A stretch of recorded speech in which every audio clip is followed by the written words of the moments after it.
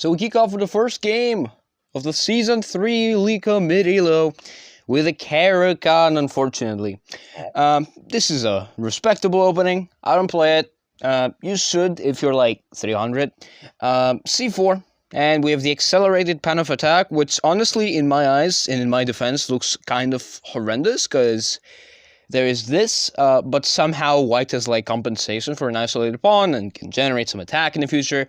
Hence why there is an attack on this opening's name. Knight to c3, very good move, attacking the queen. Queen a5, knight to f3. Oh, has been probably played before. I don't have move feedback on because it's premium. E5, that's putting a pawn in the center. Apparently the engine already wants to vomit, because this pawn is actually not scary. You can just keep developing, which is exactly what white did not do. Instead throws away all of the advantage by pretty much trading off the queens. I guess Deem had an idea of like sending this off to an endgame where his pawn would be kind of strong. But honestly, just developing around the pawn is probably a more respectable option, because, you know, in the future, you could generate some attack here. Like, black will have to start going backwards. You could use this time to, you know, castle and shit like that. And if this move, which seemingly wins a piece, you just give a check, and if they block you, well, you sacrifice a piece here. And there's this beautiful dynamite move here, and if you take a free queen, obviously, and then you need to go back here, and then you take the bishop. And then you take back the knight. So, and the king is also very much fucked. But okay, queen a4 check. Yassine takes the queen, the underdog of the story, and knight to c6 just developing naturally. And this position is pretty equal. Knight c3 is understandable, because your knight just looks terrible, but you might as well use this time to develop, but I don't hate the move whatsoever. Knight to c3. And now the bishop develops, and obviously white's ready to take that, take the knight. Most likely you should be defending this, but of course there is the threat of the pawn. Instead of that, black attacks the knight, the bishop, I'm sorry, it's still not a bad move, but this trade severely destroys the structure of, the integrity of the structure, because honestly it just looks terrible, and white capitalizes on a pawn. Counterattacking and losing another pawn, but now black is apparently a bit of an advantage, but honestly, white is probably winning in my eyes. Rook to c8, mobilizing the rook, the knight attacks the bishop goes here.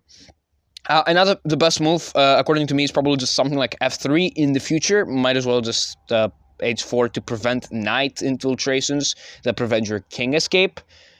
Advanced for this level, so the move knight to e2 is not bad.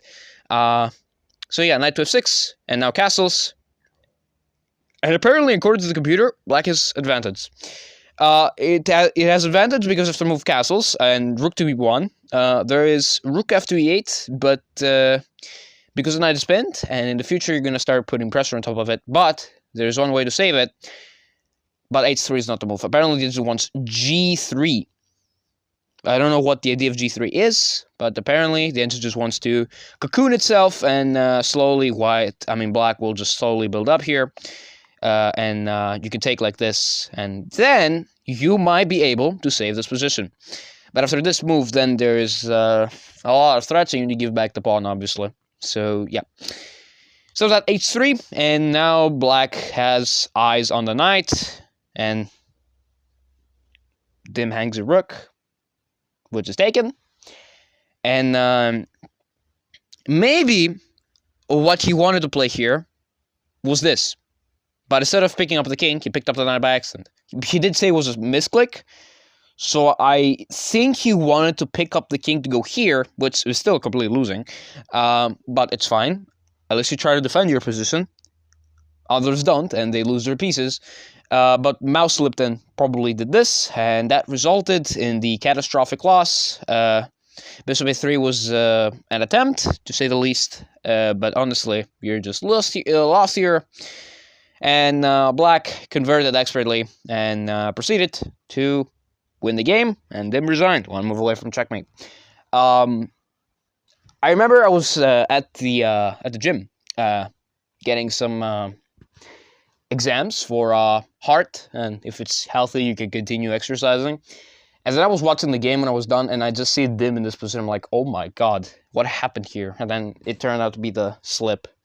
Anyway, so that's the first game. Not a great start, but Dim has still 3 more games to prove himself to go to the finals. Today and the next day. So yeah, let's go to the next game. Alright, so this is the second game. Kulbasar has the black pieces and Sead has the white pieces. Before we start this game, I want to say the following sentence. This was the most disgusting game so far on the tournament. D4, knight of 6, C4, and D5. This is a transposition to one of the lesser better openings for the Queen's Gambit. I mean lines, not openings. Because you take, and if they take with the queen, you go knight to c3, and if they take with the knight, which is actually the worst move, you go e4, and you take over the center, you go 3 pawns attack, knight f3, knight c3, and you destroy your opponent. Instead of that, we have queen takes d5, knight c3, queen d8. Now a4, and now e5. In this move, it's better to develop the knight, because if takes, then you might as well just, close the endgame. If you take, this is very good for, not very good, it's okay for white, and also black. And there's counter chances created on both sides of the board. Instead of that, we have e4, d5, which locks the center, but now allows the incredible undermining idea c6, which aims to undermine the center.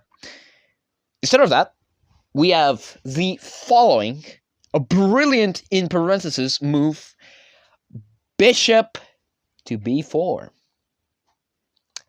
And if you're all paying attention, queen f4 check just wins the game on the spot. Just picks up the bishop, right? Picks up the bishop. One of the most common Queen's Gambit traps in all declined, accepted, and general other lines of the Queen's Gambit variations. Instead of that, we have bishop to d3. You know what? At least white is a perfectionist, okay? They saw their pawn was hanging. Because when this bishop came here, it pinned the knight to the king. And the knight is not actually defending the pawn. Very good board vision. Except for the fact that if you had very good board vision, you'd see this in like a second. You just pick up this pattern like that. But bishop d3, fine. And now we have the move c6. So we could have played c6 on the last move, but you know what? We just wanted to hang our bishop first, and then we would play c6. And now white plays the move queen a4. I mean, if you wanted to play the move queen a4, what did you not play here? Whatever. Bishop d7 is the move chosen. I'm sorry, hold up. After queen a4, bishop takes, b takes, and essentially black is facilitating white's plan of having a huge dominant center. Castles c4. The better move according to the engine is bishop to a3, and apparently the sacrificial ideas of sacking the rook and opening up the center, and various attacks on the white king. But c4 anyway. And now there's the incredible b5, which is undermining the center. That, of course, is not spotted. That's a little too much beyond the pay grade. Bishop d7, though, is a pretty natural move. Not the greatest, because now the b7 square is a little weak, and it actually does get attacked. And now, knight to a6, the more practical approach. Some people would defend it with queen to c7, but then apparently just white has a lot of time, and Sead would probably just force a lot of moves upon Kulbasar. That's what we call the initiative. You dictate what your opponent, what you want your opponent to do. Knight to a6, but instead we don't take the pawn, because if you actually take this pawn, there's various attacks. I'm sorry, not that. There's various attacks on the center of opening up. There's a lot of sneaky ideas, and it's -2. Instead of that, we have bishop to a3 attacking the rook. Queen f5 check. The king is worth more than the rook, so danger levels there. And king e2, delayed bomb cloud, but we love it. And now, ladies and gentlemen, in this position, with the rook hanging, with the pawn hanging, Kulbasar decides to sacrifice all of them with the incredible pawn takes d5! Sacrificing the rook and the pawn. If you happen to take this rook, the engine is saying -2. Why is the engine saying that? Because after you take back, apparently, if you try to save your king, there is various attacks on the center and the king, and because the king is on the center and the center is opening up, there will just be the king just dead. You will have to sack material. It's -6, -7. But instead of that, Sead is principled and did not take the rook and took the pawn instead. Now Bulbasaur moves the rook. Knight to f3. And unfortunately, friends, Sead failed to realize the next following move. If I asked you in this position what's the best move, what would you think? You would probably say, like, I don't know, bringing the knight in, like this. Yes, but I lose all of your advantage. The best move is knight takes e4! Double brilliant! We have a double brilliant game in the mid-elo for the first ever time. We've achieved history. That's why the title says history has been achieved. Bishop takes c4, and now there's various attacks on the white king, especially after the move rook to c3, attacking the queen. The queen takes the pawn, and bishop b5 check. All the pieces are participating on a massive attack on the white king. And queen e7, not even taking the a-pawn, because queen a4 check, silent kill shot, king e1, queen takes e4, king d1, and checkmate. And Sead is blown out of the water from Bulbasaur. What a game! I framed this game. Honestly, I'm framing this game on my fridge, on my refrigerator. I'm framing this game. This was insane to watch from a man that is 1600 elo. This man is 1600 elo. And yet played one of the most brilliant games ever achieved in mid-elo history in Leca. But that's the second game. And now we have the following upcoming match. Arctic versus Bulbasaur. Alright, for the third game. This is a very quick one. And a very weird one. You'll see. Yassine with the white pieces and Sead with the black pieces. We have a Caracan. All normal.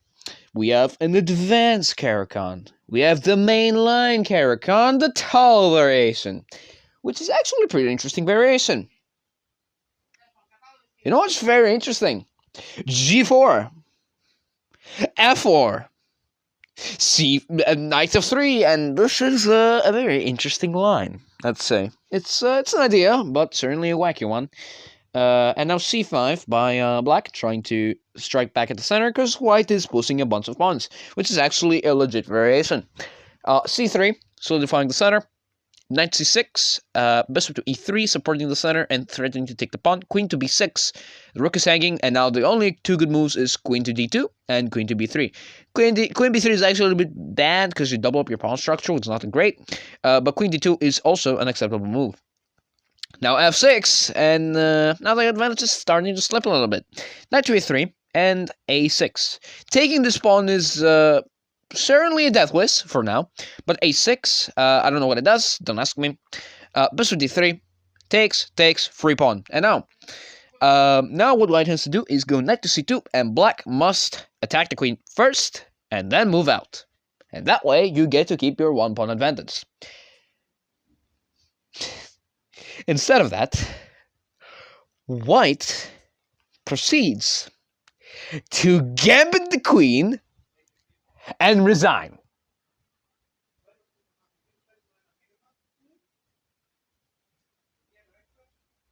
This was supposed to be the game before Bulbasaur versus Sead, but that was a mix. And now it's Bulbasaur versus Arctic.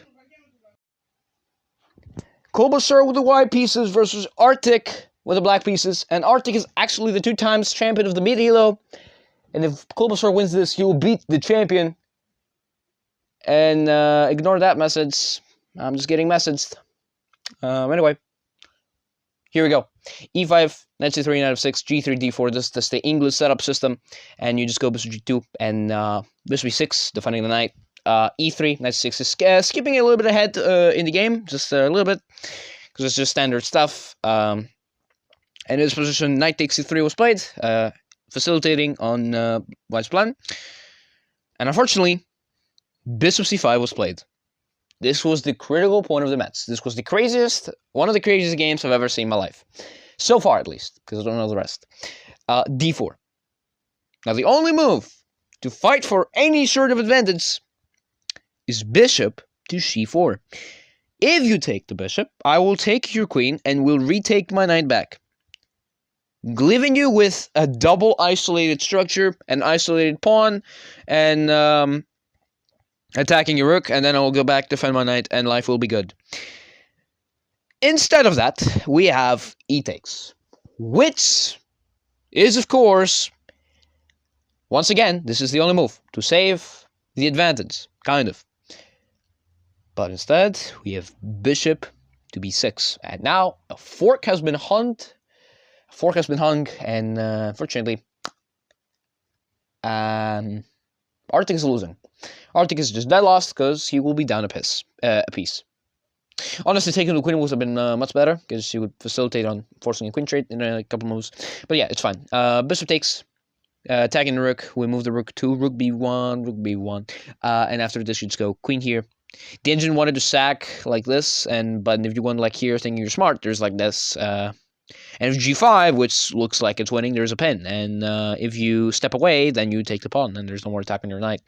So yeah, that was the engine's idea. We go queen b3, which is, not we. Kulbasar goes b3 with the queen.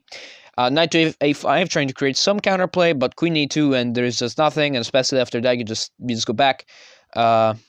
Taking the bishop is fine. After queen d3, the better move here would have been to just go back like this, keeping the bishop, preserving it. It's a lot better than this knight. But instead of that, we have queen to d3 and knight to f4, and after that, queen to c3. Knight goes back, and this is a draw offer. Of course, it is not accepted. And after queen here, rook takes. There's the incredible shot, bishop here, which just wins the pawn. Instead of that, we have bishop to b2. And you might have noticed that the evil bar has dropped quite a lot. That's because white just hung a bishop. And if you think you can recapture the bishop, then you lose your rook. And you get fucked. Unfortunately, Kulbasar is not too eager to miss that idea, but missed the fact that he lost a piece. And now he is down a pawn. Knight to c3. Hoping for this. Unfortunately, Arctic has eyes and a brain. So here. And after bishop to a1, being sneaky, trying to win the knight, there is just knight d2. And now there will be a forced queen trade. And then, after rook d1, thinking you win the knight, there is just knight f3 check. You take the rook, and you go here. And simply, Arctic is up a pawn, and if all the pieces get traded, this will just be a win for black, because you're up a pawn, there's a 3-0. The isolated pawn is weak, but the king is there to defend it, and you're up a pawn. Bishop to c3, attacking the knight goes here, attacking the pawn, and then we just a6, trying to prevent the movement. And knight here is a trade, and of course you take it, because you're up material. And g6, you just try to replace your pawns on the opposite color of the enemy bishop, so they don't become targets. And after king here, king here, king here, king here, king here, the bishop is coming into the party. But after c6 is a major blunder. Not because you lose material right away, but because the king is entering the hostile territory. Black was winning the entire game right up this moment. And now, it is actually white who's fighting for advantage. Because now you will get in and win at least a pawn. But it's still lost because the correct move was a5, preventing the movement and if this en passant. Fortunately, Arctic has at least 1 minute on the clock, and Kulbasar has 3, so Kulbasar is not excused, Arctic is, and unfortunately there is king here, and it's still completely lost, make no mistake, b5, but after this, Arctic just hungs, after this, just hungs the pawn. You just go here, you take, and this is just too fast, you can't win. Instead of that, a5, and you lose, oh! You lose the pawn. Kulbasar mouse lips. And now it's bishop to d8 defending the pawn chain. Apparently the engine wanted here. Because actually, these pawns, you cannot take this because this is too fast. So bishop d8, bishop d4, and now king e7. The bishop has to come out. It's the same plan. It's the same plan being constantly hung. King f4, king b3. And the king enters, but white is putting tremendous resistance. A4 check, hanging a pawn. King takes b4, a3 hanging the other pawn, and now Kolbasar is up a pawn. But this position, according to the engine, is almost equal. Equal! Now it's saying it's equal. Because of e5, I'm sorry. And apparently, this is a draw. Instead of that, we have king to c4 trying to enter. Now there is king b2, and here, and here, and here, and here, and here, and here, and here, and here, and here, and here. This is a draw. The better move would have been to go here, honestly. But it's still fine. Here, here, here. Now this is just a draw. h5. You dance around the bishop, you still win. I did not mean to flip my phone. And not that. Please get out of my face. Thank you. But suddenly, I don't want YouTube not suddenly black just gets counterplay. And if you think that bishop f2 works, it doesn't. Take 6, king here. And white is losing.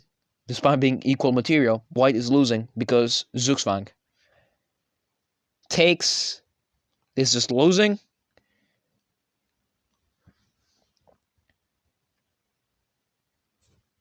You had to take with the other pawn. Letting this pawn run is a huge mistake.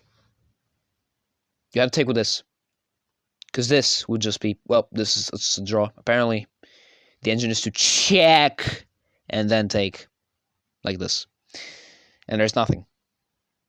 But instead, you took with the e-pawn, letting this... Oh! No, you just, you push this and you find like a way to get in, and these pawns just cannot be stopped, and these pawns are a little split, and the kings will be distracted. And instead of all that, Otter captures the pawn, and it's still a draw because this is an f pawn. Bishop and rook pawns cannot be promoted. King f3, king g5, king g3 opposition. You get checked, you go back. Here, here. We've crossed 69th move. We've also crossed the 6-7 move, but it's fine. King e4, and you just keep this opposition. You need to stay behind the pawn, because after this, you take opposition. They check you. You go here, and you have stalemate or that. Instead of that, you take distant opposition. They take the opposition. They don't take the opposition yet. You take the opposition. They go back. And now you need to go back. You are given a second chance to prove yourself that you're worthy of this. No. And suddenly, Arctic woke up, pushed the pawn, made the red carpet,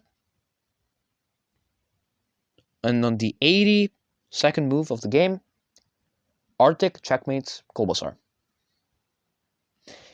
My heart sunk because it was white winning, then black winning, then white winning, then black winning. It's a draw, it's losing again, draw, losing. And Kolbasar loses. But he still has one more day to clutch up wins and pass to the finals. So now, it's the champion of the mid elo versus the champion of the low elo. Let's head on. Alright, so the next game is the champ with the white pieces versus them with the black pieces. We have a Sicilian, and a couple moves in, we have the Con Sicilian, of course, which is what I recommend for people just starting out with a Sicilian defense. It's a very positional and very beginner-friendly Sicilian variation. There's like one more that is beginner-friendly, like the Dragon. This one's a little bit more strange to the uninitiated. We are going to skip a couple moves ahead, however, because nothing too crazy happens. Right around here, the stuff actually starts getting insane. Normally in this position, the engine prefers white, but in this case, the move queen to g3 is giving good remarks. Because there is just, the bishop will be stuck here for a little bit. We move on a couple moves, and now there is a little bit of a the G7 square is just going to be like that, under attack. Now you can castle in this position, and what we're discussing with the people on the call is the threat of bishop h6. Unfortunately, this just doesn't work at all because you can just go back and defend it. Instead of that, we could just have here. Oh, sorry. We just have knight here and knight here, which actually is losing. Because queen e2 and the knights are stranded and the pawn is hanging, and you can't quite defend everything at the same time. And after takes, castles, and a couple moves in, we have a forced queen trade and the following position. Dib is down a pawn, but it's actually much worse than that, because there's just a 3-0 ready to march down the board. On top of that, the knights are a little stranded for white, though, so maybe you could find a way to take advantage of that in the future. But d5, and now it's even more losing because of knight to c6, which attacks the bishop. The bishop has to go back, takes, and you probably just attack the rook. You take this, and at the end of the day, you just have no counterplay here with black. Anyway, we have takes, but instead of taking like that, you should probably taking like this, because it's keeping your pawns together, but taking with the IQP, despite the engine giving it advantage, it's actually, I would argue, a lot worse than taking with a knight, because the pawn is just very weak. Anyway, bishop here, attacking this, now the bishops go here, the knights move away, and now you can actually take the pawn. And now, suddenly, it's plus 1.1, which means the advantage has dropped from +2 to +1, which is insane, a little bit. But rook b1, the ugly move, the better move would have been rook to c1 according to the engine, because the rooks are doing a lot more than the bishop. But it's fine, rook b1, rook b1, rook b1. Anyway, we have bishop d3 and takes, and every natural human being would probably play rook takes. But no, Arctic plays the top engine move, which I do not agree at all with, is actually pawn takes c3. Isolating your pawn as well, but preventing the isolated pawn, however, is just an ugly structure. I mean, but yeah. I want you all, folks, to keep an eye on this b-pawn and this king. Keep an eye on this king. Because from this position and further, there will be an absolute demolition derby on this king. f5, screwing the knight in. Now, f5, according to the engine, is just losing, but honestly, it's a fine move. I guess the engine is arguing that rook d1, attacking this and forcing it to go backwards is bad, but honestly, it's fine. Knight b to d4, supporting the other knight. I would have preferred if it was this knight, so the other knight could go somewhere else, like knight to c3 and attacking the other pawn in the future. But fine, knight b to d4, rook f to a8, doubling up on the a file, and b4. Now the pawn is going. And according to the engine, this is the losing move, because knight to c3 is generating a lot of problems. Because it's generating a bit of problems, most likely because you have to move your rook, and apparently, Dim finds the incredible rook a to a1, trading, and winning some time on white's king, which could help with the case of the past b pawn. So that's the problem, you just win all the time. Now rook to g1, attacking the pawn, and the best move is to take the pawn with check, and then take the h-pawn. And now the engine is arguing that this is a draw. Now, if I let it think, it's probably going to say advantage for white. Despite losing 2 pawns, and maybe the argument of my knight is worse than 2 pawns. So yeah, takes here, and now any normal human being would probably take the pawn. But no, rook d2 check. And YouTube notifs are everywhere. Now, king to c1 and rook takes h2, it's probably the same thing, right? It's the same thing. You took the pawn, but you also gave a check. That's the problem. You gave a check. You wasted time. What you should have done is taken immediately, because after this, white loses time. And actually, according to the engine, there's counter chances. A bit of counter chance, a little bit of hope, but there is hope.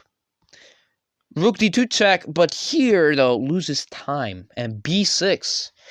And Arctic is just promoting his pawn. There's no way to stop it. You just got a second knight. Knight to c5, attacking the rook, and now this, sacrificing the rook.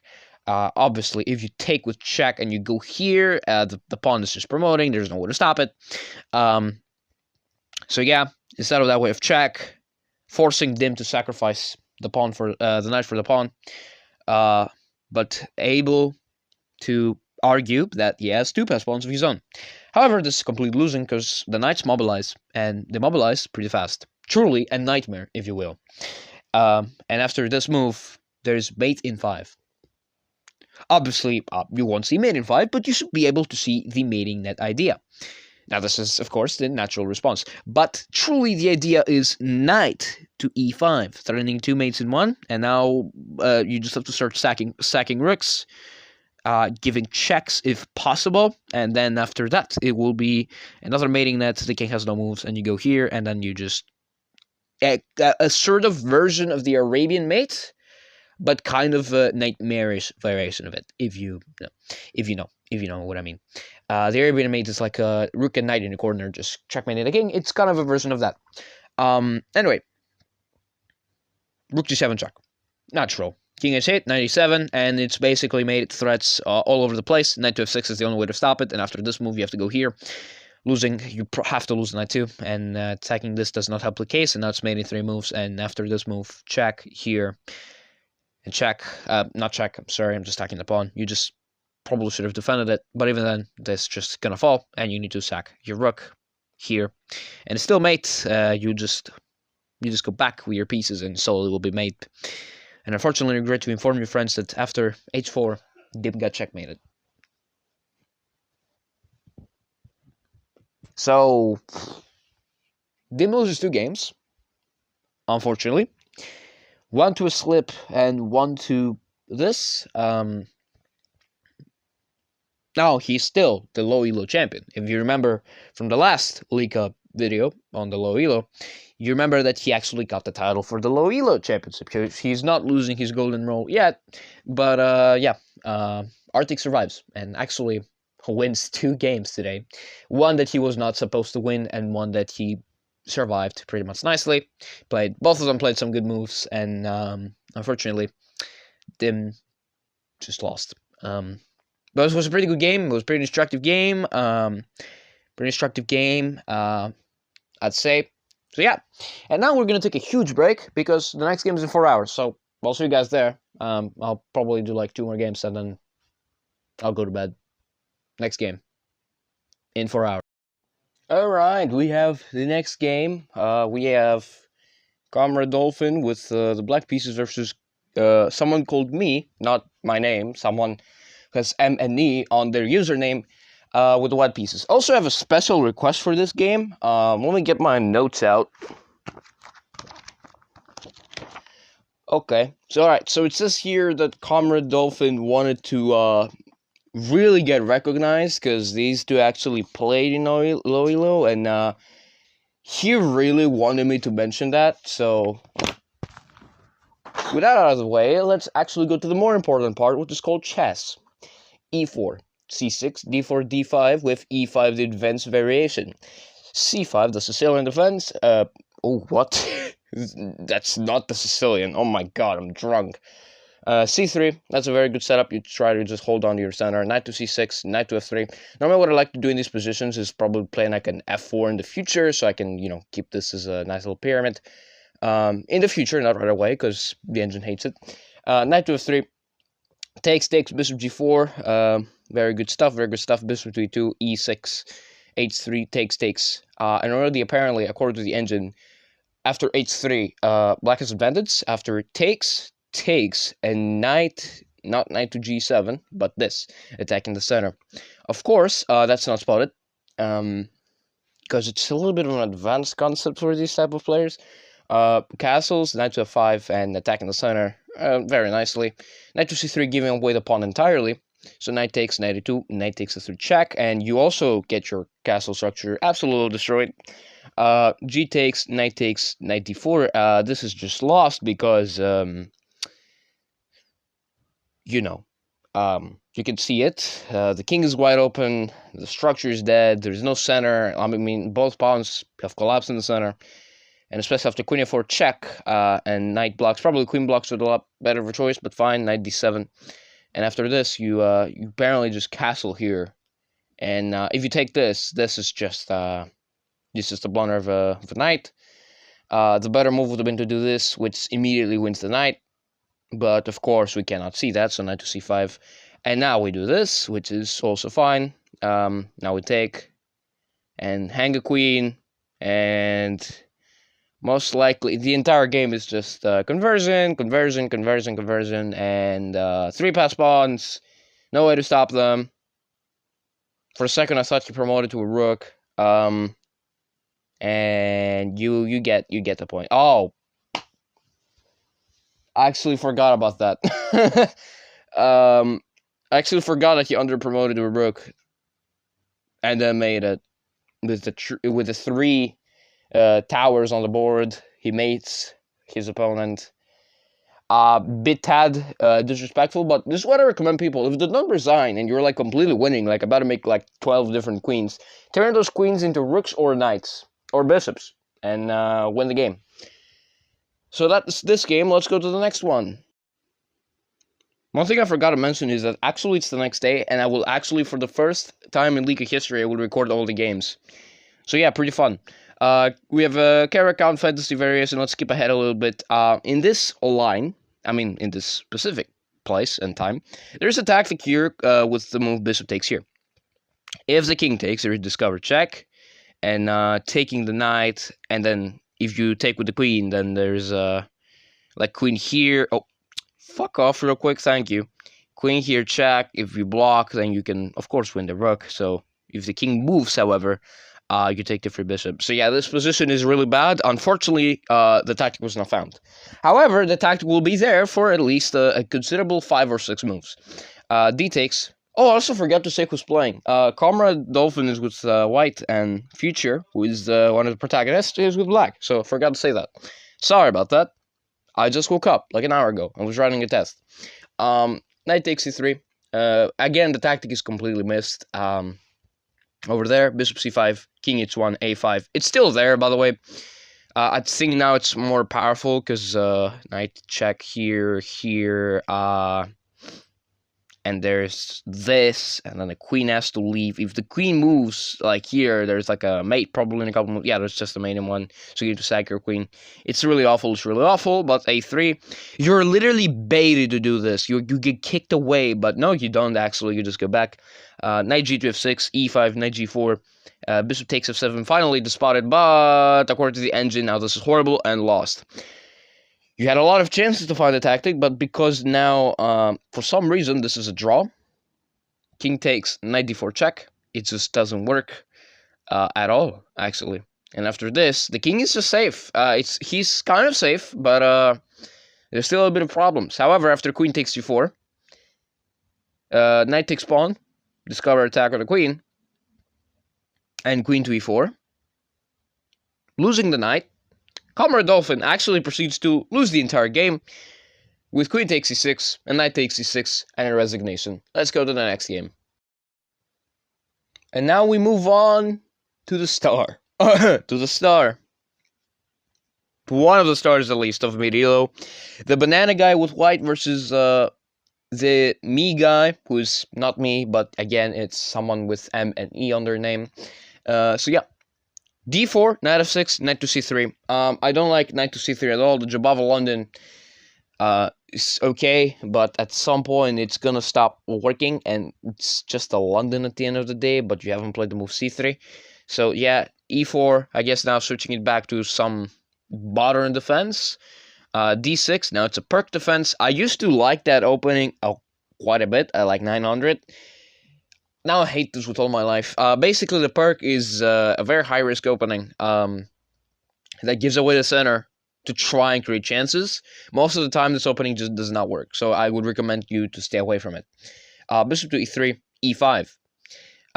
Most people in the perk defense, what you actually do is you just think as like that, but I guess the person with the black pieces want to be a little unique. D takes e5, D takes e5, queen takes, king takes, and long castles check. Pretty swag here by Banana Guy that you go long castles check. If that was checkmate, I'd be dancing right now.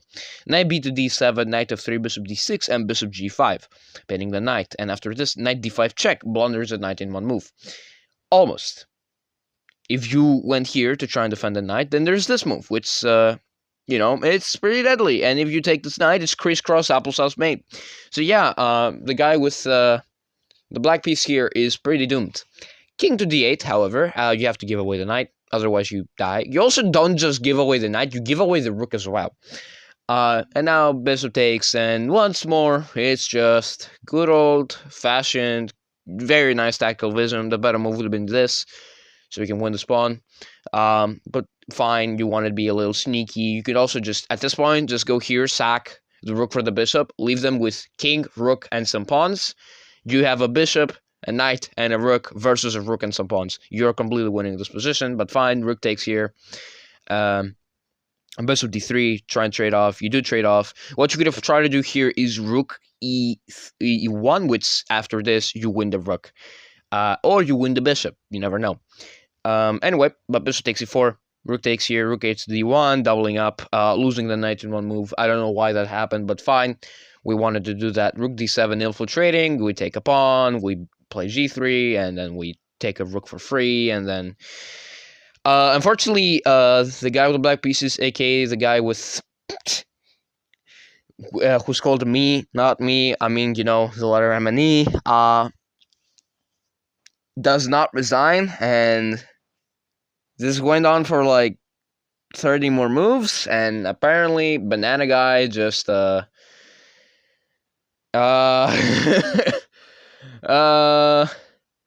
yeah, so we're gonna have for the, once again, making Leca history a triple bishop checkmate. And methodically, slowly, this was like a bunch of mates in one, but finally he misses them, mate in 4, mate in 8 again, takes the pawn, and now you have 50 moves to find a checkmate, and unfortunately, my friends, on the 66th move of the game, bishop d5 check was checkmate, and for the first time in League history at all, we have a triple bishop checkmate. I don't think you can surpass this. We had a bishop and knight on the low elo in season 2, but you cannot surpass this. This is and the bishop and knight was just a mate in 2 with like a king on the corner, but with a lot of pieces left, so it's not too special, but fine. Yeah. So these are the games of Mr. Banana Guy, and now we're gonna be closing the game with one final one.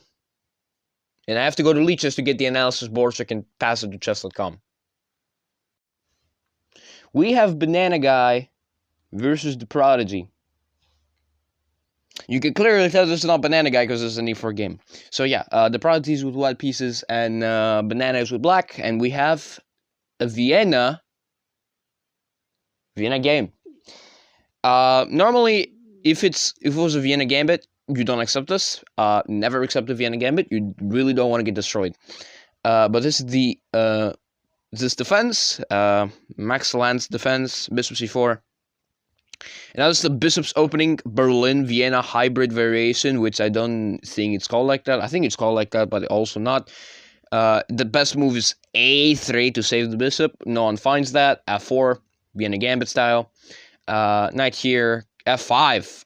I wouldn't go f5, I would just castle my king or play a3 to save the bishop, but fine. f5, locking the position. Now this, and now you need to go here, take that.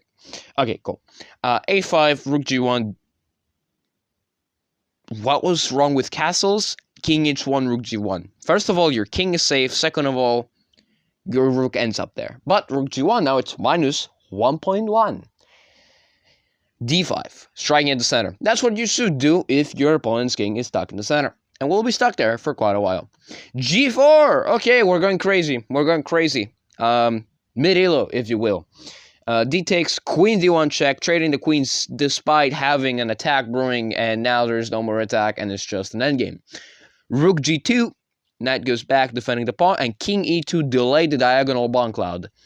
b6, knight d5, c6, and now the knight just goes back. Not to that square, I would like it here, because you might have a future to put it somewhere on the king side. But fine, check, and now you go here, and now have king to e1, back to the starting square, trying to long castle, but you can because you moved your king. g5, going for the attack. There's no attack, because you don't have more pieces than the opponent is defending. g6, h4, still going for it, now it's just minus 1.3. I'm pretty sure the Prodigy was feeling like Mikhail Tal right here, just opening up everything and attacking.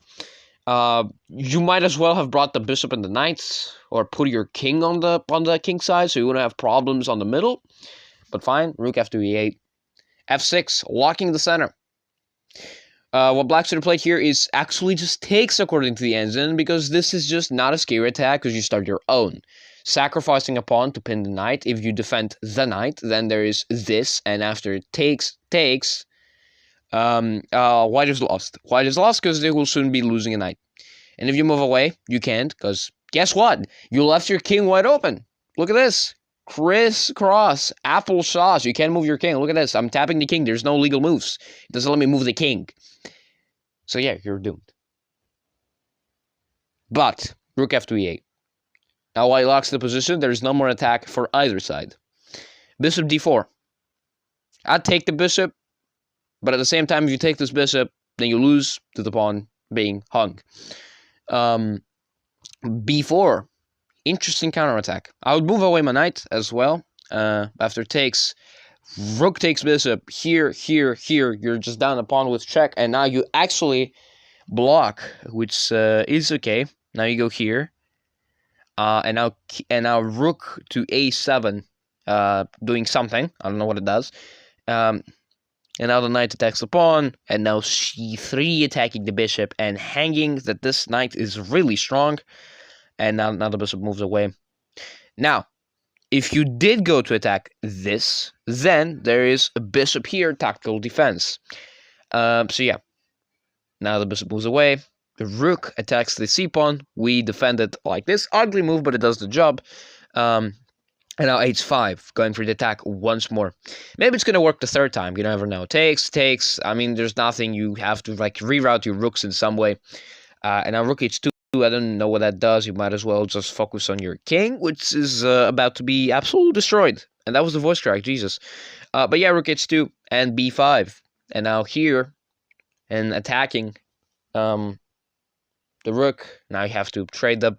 And now you're just...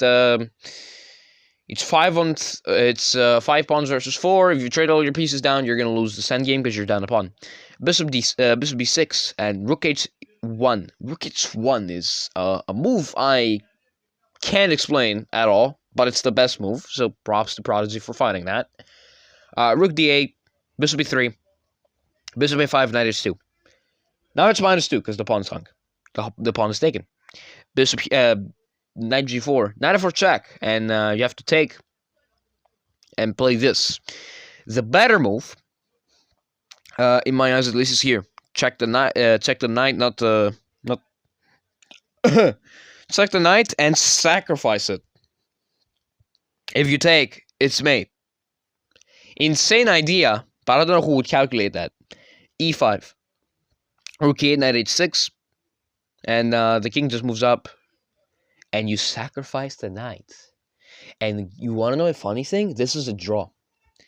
The only move is king g8. And after that, you have a repetition of moves. And the game is a draw. Actually agreed upon a draw. So yeah. Now let's move on to the final game of the match. And now we have the Prodigy with white and Future with black. This game was crazy. 73 moves long game. You're about to be impressed. Really, you're about to be impressed.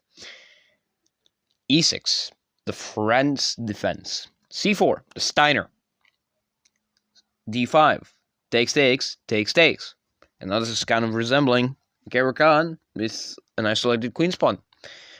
Now this is just not too sharp of a line, according to me, because but queen d6 is not the greatest move. You might as well just play it in the Scandi style, or go back. Both moves are fine. Queen e6, bishop e2, knight f6, d4, bishop d6. We'll just keep a couple moves ahead because there's nothing really crazy going on. The crazy stuff begins right around here. At queen b3. There is knight here. And the bishop just moves out of nowhere and attacks the knight. It doesn't quite attack the knight. It just pins the knight. A6. Takes. You never trade here. You never, ever trade your bishop pair for a garbage knight. Bishop takes, queen takes. Why queen takes? Why not here? Why not there? What, you're gonna lose this? If you lose this, your queen is trapped. So, yeah. You actually are not in any danger whatsoever. So yeah, queen takes, rook f to d1, b5. Now we're going crazy. Now we're going mad. We're going crazy. Now, the incredible thing about b5 is that actually black has an advantage, and b5 is actually one of the great moves, because you actually want to fianchetto your bishop to the diagonal. Bishop d4, knight g4, h3, b4. Counterattacks all over the board. Knight f4, knight f6. Now bishop takes, again, trading the bishop for a garbage knight, but in this case, it's actually justified, because now the structure for black is damaged badly. So yeah, I don't know what's going to happen here. Also, I messed up the colors. Futures with white, and the prodigies with black. I'm sorry. Sorry. It's morning. I don't have a brain. Okay, I'm sorry. A3. Bishop b takes. I understand why. Nothing. Not of this move. I don't know what a3 does. That's what I wanted to say. You might as well just focus somewhere else, like getting a rook out of the game. But yeah, a3, b takes, queen b5, offering a queen trade. Now, if you take this, you actually help on fixing up the pawn structure for